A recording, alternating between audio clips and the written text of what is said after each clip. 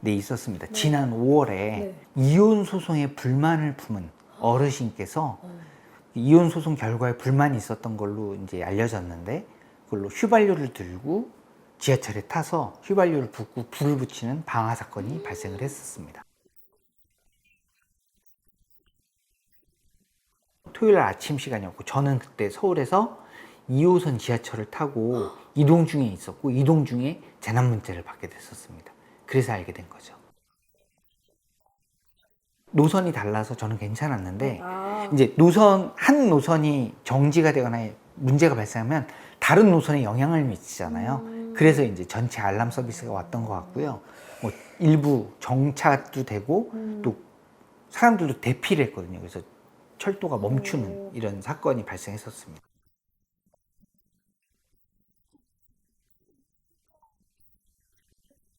그 되게 칭찬받아 마땅한데요. 자기 생명뿐만 아니라 거기 있는 모두를 구한 영웅입니다. 혼자 남아서 소화기를 통해서 소화 활동을 했고요. 소화를 하는 동안 이제 여기 있는 시민들이 대피할 수 있는 시간을 벌어줬죠. 근데 만약에 소화 활동을 실패했다라고 하면 피난하고 있는 시민들이 아마 연기와 그다음에 화염에 더 많은 인명피해가 날 수 있었는데, 끝까지 남아서 소화를 성공했다는 거, 다시 한번 박수를 한번 드려야 될 것 같습니다. 박수 한번 쳐드리죠. 예.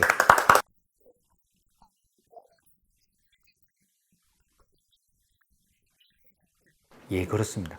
큰 인명피해가 날 뻔했고요.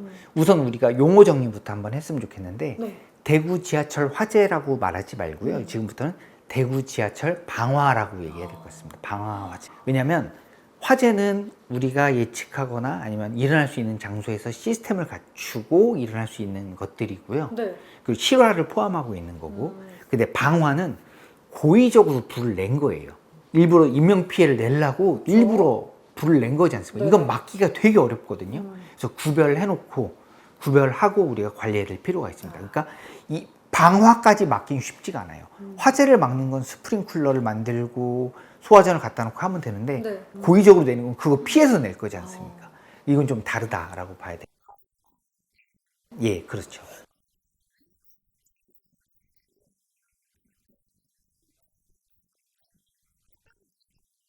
네, 그 지하 공간이라는 것 자체가 되게 불리한 조건인데요. 우선 밀폐되어 있는 공간에 정전이 되고 연기가 확산됩니다. 네. 그럼 앞이 안 보이잖아요. 그러니까 피난 동선을 찾기가 어렵고요. 두 번째는 연기 때문에 연기가 밑으로 못 빠져나가니까 연기가 공간에 남아있잖아요. 그런 네. 데가 호흡에 문제가 생깁니다. 즉, 숨을 못 쉬기 때문에 시간이 얼마 안 남은 거예요. 숨 못 쉬면 뭐 금방 죽지 않습니까? 그쵸. 그래서 질식해버리죠. 그렇죠. 그래서 호흡의 시간이 굉장히 얼마 안 남았다는 문제가 되고, 지하 공간에는 네. 그 전기 시설들이 많아서 감전의 위험이 있어요. 우리가 어떤 게 전기가 흐르고 있는지 안 흐르고 있는지 알 수가 없잖아요. 그쵸. 그래서 그런 무전이라든가 아니면 감전 시설에 대해서 굉장히 취약한 상태이기 때문에 굉장히 어렵고요. 그래서 결국은 과거에 대구 지하철 방화 사건처럼 192명이 사망한 것도 지하 공간에서 있었기 때문에, 이런 피난의 이유는 아니었지만 그런 여러 가지 이유들이 복합적으로 발생을 해서 큰 피해가 일어났었습니다.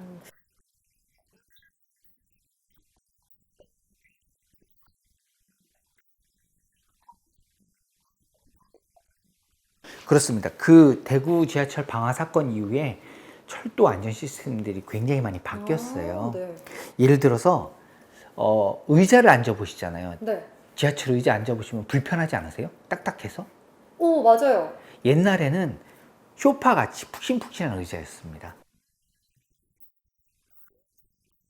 쇠도 있고 플라스틱으로 네, 엉덩이 딱딱하고. 모양만 이렇게 돼 있죠. 네. 불편하죠. 맞아요. 근데 왜 그러냐면, 이게 그 당시에 소파들은 불이 붙으면 연기가 나고 가연성 물질이 나오는 거였는데, 난연제로 바뀌었어요. 이제 불에 잘 타지 않는 물건들로 바꾸다 보니까 그렇게 플라스틱이나 금속으로 딱딱한 의자로 바뀌었고요. 네.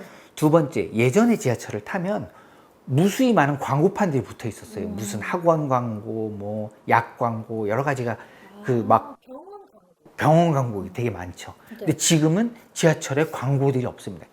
왜냐하면 종이잖아요, 다. 지금은 키오스크나 전광판으로만 광고를 하고 있습니다. 그리고 소화기가 비치가 돼 있고 양 끝에 열차마다 차량 내부에 2개 돼 있고요. 네. 그것도 다 홍보화돼 있고 알려져 있습니다. 비상통신 장치도 이제 옛날에는 영무원들만 썼던 네. 통신 장치들이었는데 이제 누구나 사용할 수 있도록 아. 위급시 알려달라고 통신 장치들이 곳곳에 있기 때문에 이걸 통해서 알려줄 수 있는 이런 많은 개선들이 이루어져서 철도 안전성이 많이 높아진 상태입니다.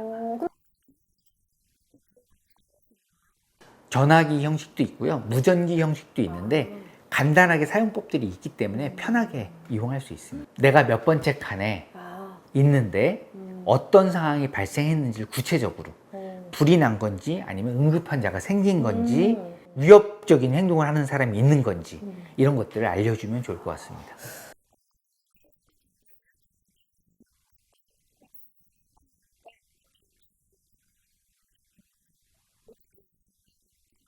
화재가 났었을 때 우리가 어떻게 해야 되는지 한번 생각해 볼게요. 네. 제일 먼저 기관사에게 알려야 됩니다.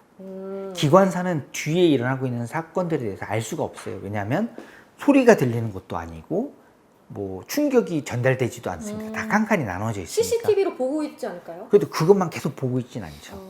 그러니까 앞도 봐야 되고 문도 열어야 되고 브레이크도 잡아야 되고 운전도 하시고. 운전도 해야 되는데 뭐 CCTV까지 볼 수 있는 상황은 아니고 너무 많습니다. CCTV가. 그리고 이걸 한눈에 보기는 어려울 거고요. 빨리 알려야 되고요. 예, 그래서 먼저 알리는 게 좋고, 두 번째는 초기 소화는 시민들이 해주셔야 됩니다. 소화기 위치를 알고 있으니까 가능하면 건장한 어른들께서 초기 소화 활동을 해서 최대한 불을 끄려고 노력해야 됩니다.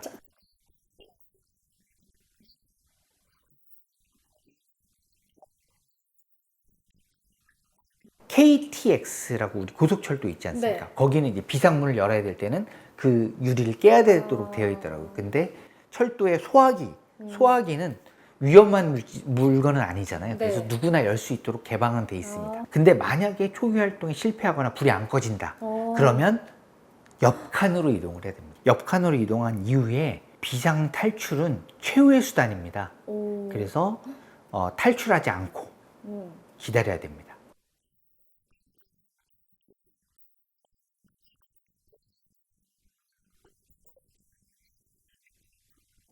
그게 이제 저는 우려되는 부분인데요. 네. 출입문을 개방하면 어떤 일이 발생하는지 아세요? 탈출구가 보이는데 네. 열차가 긴급 급정거를 하게 됩니다. 근데 fail-safe라는 시스템이 적용돼 있어서 네. 문을 열면 기관사도 열차를 이동시킬 수가 없어요. 브레이크가 잡혀서 이동을 못하게 되고 고립되게 되는 상황이 됩니다.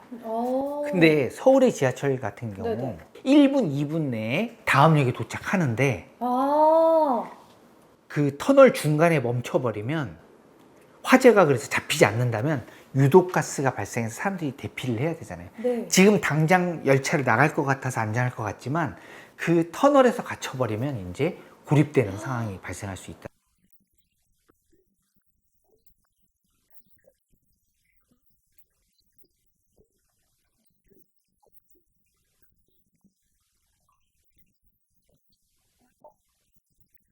그렇죠.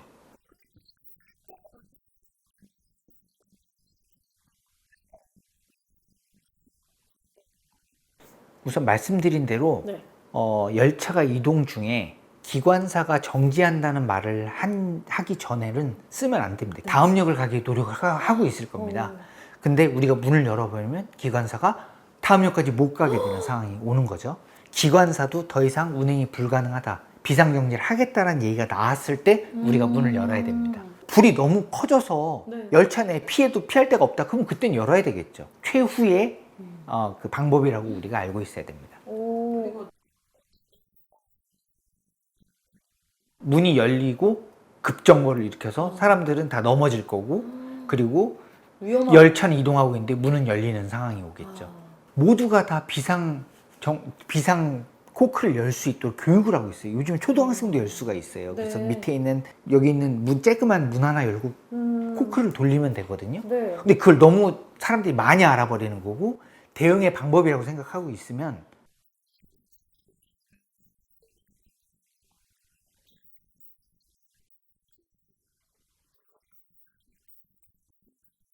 그렇죠. 지금 현재 이제 그게 논란이 되고 있습니다. 그러니까 재난 상황에서 사람들을 가다 놓는 게 가능할 것이냐는 생각을 가진 사람과 그래도 지하철의 대응 계획은 그게 아니니까 시민 이용자들이 옆칸을 이동해서 1, 2분을 기다리게 하는 게 낫다라고 하는 것들 두 가지가 싸움을 하고 있고요. 또 이 이론에 저는 후자가 맞다고 생각하는 게 네. 불이 붙었을 때 쾌성기라는 게 있습니다. 가장 많이 불이 활활 타는 때를 얘기하는데 그게 대부분 화재 발생 직후 7분 이후입니다. 그러니까 초반에는 화재가 작아요. 7분 이상이 지나게 되면 크게 된다는 거예요. 다음 역까지 가서 대응한다가 지금 시스템인데 우리가 강제로 문을 개폐하게 되면 지하철이 멈춰서 이동 자체가 안 되는 이런 문제를 갖고 있습니다.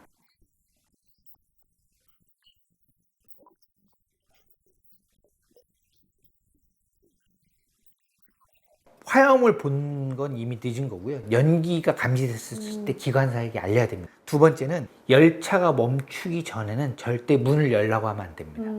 그리고 화재가 커졌다면 신속하게 옆칸으로 이동하는 게 맞습니다. 그래도 안 되면 더 옆칸, 한 칸 더 옆칸, 더 옆칸 이렇게 이동을 해서 불을 피하시고요. 네. 터널 대피는 즉 그 기차를 멈추고 문을 열고 나오는 건 가장 마지막 최후의 수단입니다. 네. 아무리 생각해도 무엇보다도 이게 더 유리하다고 할 때, 즉 다음 역까지 갈 때보다 이게 더 유리하다고 할 때는 그걸 선택할 수 있는 마지막 임무임을 알아야 되고요. 네.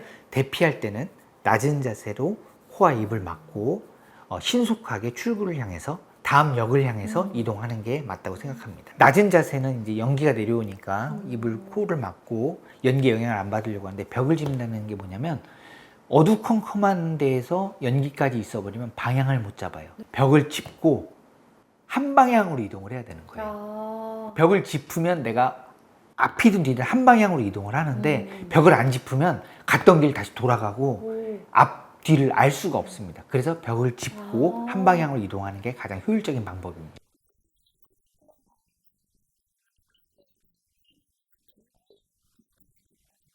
시각 정보가 아무것도 없습니다. 불이 암전되면 깜깜하고요. 거기다 연기까지 있으면 빛이 있어도 안 보이거든요. 이때는 촉각을 이용해서 내가 벽을 짚어서 방향을 결정하고 한 방향으로 지속적으로 이동하는 게 매우 중요합니다.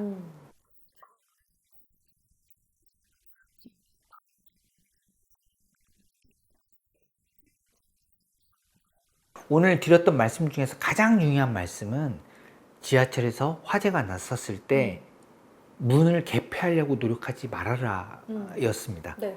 화재 대응 매뉴얼은 이렇습니다. 운행 중에 불이 나게 되면 다음 역까지 가서 다음 역에서 문을 개폐하고 소방 장비와 소방 호스를 이용해서 불을 끈다라고 되어 있습니다. 네. 즉 터널 중간에 멈추게 되면 매우 불리한 거예요. 그러니까 대피할 방법이라든가 소화할 방법들이 구체적으로 지금 준비되어 있지 않은 상황입니다. 우리가 길어야 1, 2분입니다. 다음 역까지 이동을 해서 역사에서 대피해야 대피할 길이 있고요. 거기에 소화 장비가 있습니다. 그러니까 우리들이 문을 개폐하는 거는 지금 너무나 잘 알려져 있지만 최후의 수단인 걸 알고 옆칸으로 피해 있다가 다음 역까지 가기를 기다리고 거기서 대피하는 것이 가장 올바른 방법이라고 한 번 더 강조를 드리고 싶습니다. 지하철이 역사에 도착했었을 때 꼭 문에 맞춰서 못 설 수도 있잖아요.